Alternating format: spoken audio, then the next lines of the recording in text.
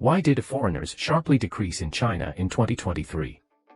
Since the reform and opening up, the number of foreigners residing in China has been showing explosive growth, with an annual growth rate of 8% from 2005 to 2012. A large number of foreigners came to China to work and live. However, recent statistics have shown that the trend of migration is decreasing. According to the 7th population census data, the number of citizens from developed countries residing in China has decreased significantly between 2010 and 2020. The number of French living in Chinese mainland has dropped from 15,087 to 9196. The number of Americans has decreased from 71,000 to 55,000.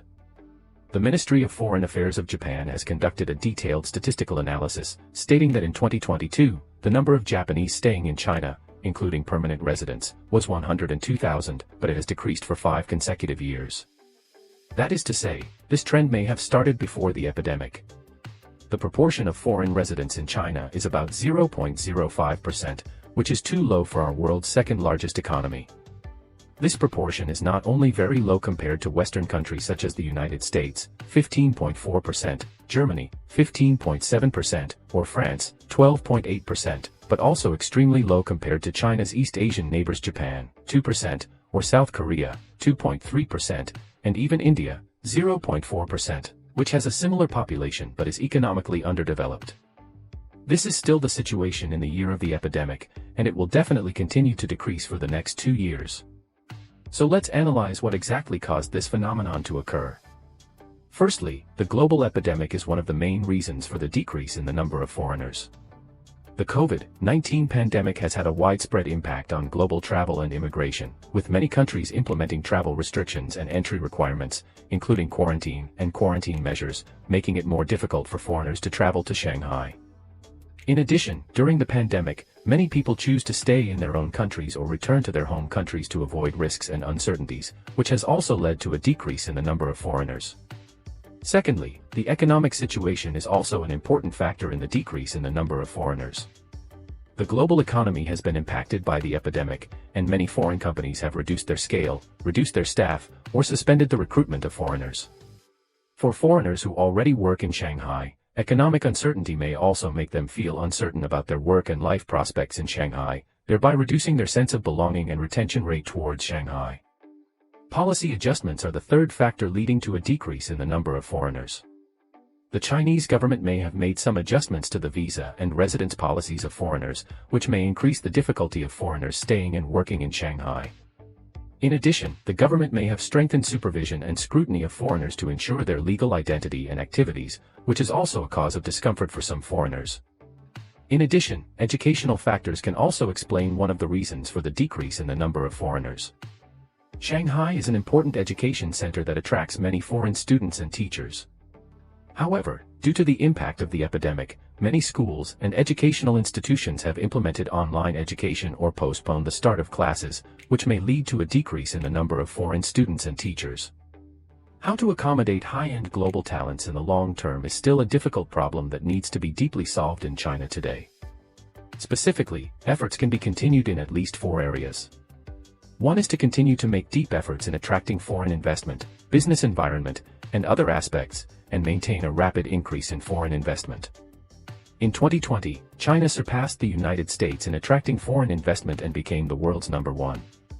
However, over the past decade, China's average foreign investment attraction has remained around $160 billion, which is still a considerable gap compared to the United States' long-term maintenance of around $300 billion. The rapid increase in foreign investment is an important means to enhance domestic development expectations and resolve Western containment. In this regard, in accordance with the principles of joining the WTO, there is still much that can be done from central ministries to local governments in terms of foreign investment access and tariff barriers, banking and finance, postal services, securities and insurance, construction, tourism, education and communication, etc. The second is to tolerate foreigners in terms of social concepts and cultural atmosphere. At present, there are some non-mainstream but noisy and harsh voices in Chinese public opinion that criticize black and white people. The concept of non-Chinese, there must be dissent, is not in line with the inclusive tradition of China's ancient civilization, nor is it sufficient to reflect China's confidence as a major country. Especially in the context of intensified competition between China and the West, whether Chinese people can treat foreigners, especially ordinary people from Western countries such as the United States, with a calm mind is a test of the Chinese people's calm mind in foreign exchanges. Judging the good or bad of a race should vary from person to person, rather than involving all of it when one person makes a mistake. The fundamental standard should be the law. If a foreigner violates the law, he will be treated equally as a Chinese. If foreigners live for a long time, they should also be equivalent to Chinese people. Being neither humble nor arrogant, treating it with a calm heart, and using the law as the yardstick, rather than cultural biases and social prejudices as the yardstick, is an important value for modern citizens of major powers in their foreign exchanges. The third is to have fast and simplified channels in finance, taxation, residence, tourism, and daily life. We should think from the perspective that a foreigner who comes to China to study, work and live for a long time should have access to WeChat, Alipay, credit card, social security, medical insurance, pension insurance and other necessary life procedures, should have national treatment, and should have the same simplified way as ordinary Chinese citizens. The key to coordinating security and development is to promote development while maintaining overall security.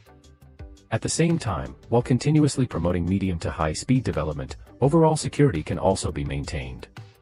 Not prioritizing security and stifling development and external exchanges is an important criterion for testing local governance. Once I went to a county in the central and western regions to conduct research, and the local county leaders talked about the local economic pressure in recent years. One of the reasons could be attributed to the intensification of the Sino-US game.